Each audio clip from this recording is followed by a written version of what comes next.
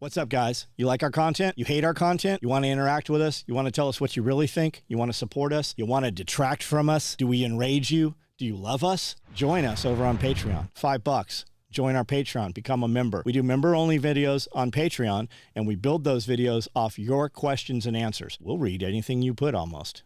Even if it's against us, if you disagree with us, we can have a real conversation. We can have a hateful conversation. Patreon. SOEtacticalgear.com. All these clips you watch come from our YouTube. We do a 90-minute to 2-hour podcast on YouTube once a week. You can join that member group there for between $5 and $15 range, and you can interact with us, and you see all of these video clips. You see full-length content within 2 days of us making it, so it comes up as current events. If you don't want to join, that's okay.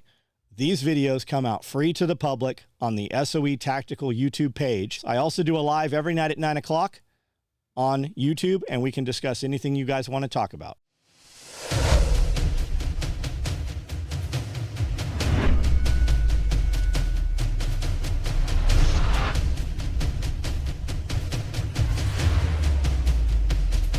So we always talk about first breakfast, second breakfast. First breakfast is usually carbohydrates. Just some oatmeal. I just use this old-fashioned oats from Walmart. We've got tons of it down there. And then I slice up half an apple and just put some raw cinnamon over that. And we eat that at about 7:30. And then about 9 o'clock I start cooking second breakfast, which is the protein. I just take a pan. I use some Pam non-stick. Doesn't have to be the brand name. Can be whatever you've got. Just makes the pan easier to cook, to clean. And then usually our breakfast starts the night before with whatever it was we had for dinner. You know, oftentimes we'll eat Mexican locally here, and I'll just order up an extra fajita, and that's what we have going here. So I'm just going to put this in here because it's cold. I'm going to let this warm up, bring it up a little bit so it doesn't take as long to cook the eggs. The eggs were pulled in this morning, and they're just room temperature, so they won't take as long to cook either. And we'll go from there. And we typically have we have a trash can and I have a compost bin. Lately we haven't been composting a lot. We're more just feeding it all to the chickens and the animals, and then that just adds. We get that back out of the eggs, and we've got so many people up here that we cook for that I'll cook this twice. So I'll do the first batch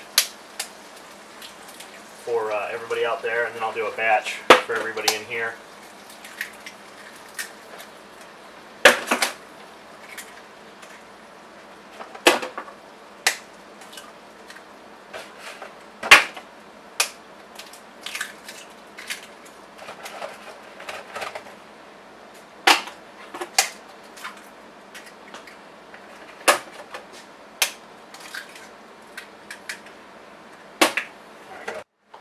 Just take those eggs, the yolks, pop them all, chop them up, whatever you want to call it, and then I just kind of whisk this all together.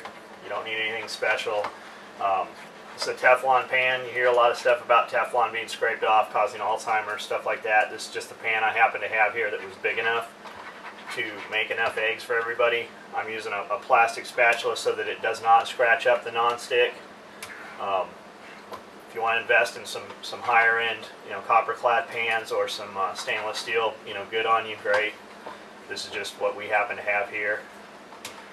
And I let it kind of scab on the bottom from the heat. It's kind of cooking from the bottom up. Obviously, this burner's not big enough for the pan. We're just making do, but we cook, all the meals you see cooked here, they're either cooked on a grill outside or on this little burner. So there's really no excuses as to why, I don't have a full kitchen or whatever. I mean, we do amazing shit with what little we have here, and we can kind of duplicate the same thing camping on a camp burner or camp stove as well. So thinking emergency preparedness or camping, stuff like that, you can still do the same thing. You don't have to eat shitty camp food while you're out camping. And then I just kind of come across, because the burner's too small, and I just move this around a lot, and I kind of just do it in a a plus sign, and then kind of come across in a multiplication sign just to keep scraping it.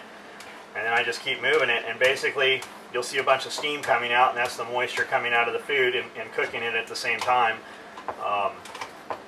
Just drying it out because of the fajitas from the night before. They were cold, so when we put them in the pan they made a lot of moisture, so it takes a little bit longer than just cooking eggs. Depending on how you like your eggs, you can have them wet, more of an over easy type, or you can fully scramble them dry. Amanda likes her eggs scrambled dry. The rest of us don't really care, so we just kind of eat them the way she likes them, and just keep going. And you can do this with chicken left over from the night before. You can do it with fish if you like to. I don't really care for fish in the eggs. Occasionally we'll do it with salmon or king crab or something like that, or shrimp. But mostly chicken or steak left over from the day before. And then if we use just a meat, I like to add in some peppers. We've got a bunch of Anaheim peppers and some chili peppers and stuff growing out front. Basil works good. I really like cilantro. If I'm using cilantro, I don't usually mix it together with basil. I use cilantro and chop that up real fine in a bowl before, and just throw it in here with the peppers, and that works really good. And then you can put whatever kind of salsa or sauce or whatever on top that you want to doctor it up. Eating eggs all the time, you definitely get tired of eating eggs, so you get pretty creative as to how you're going to eat them, and you can make them in 1,000 different ways. Really, it's just, you're only limited by your imagination onto what you can do with eggs. But being that we produce so many chicken eggs, we eat a shitload of eggs here. Alright, so here's the second batch. This is what it looks like when it's all done.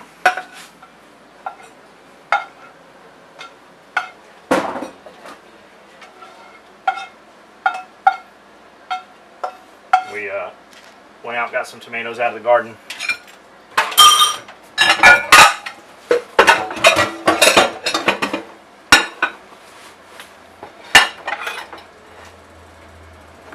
Throw some cracked sea salt on there.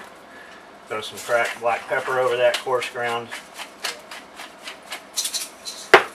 Take a bunch of those, throw them on each plate, just so we got something other than just eggs. I don't have any avocado, or I would have added some of that. Would be good with this. Got a couple different kinds of tomatoes there. Make sure the plates get each kind. And there it is. To cook for 9 people, it took me all of about 15 minutes to do it, and the first half is already eaten. We're going to eat. It's 9:30, and then in about an hour we'll head to the gym.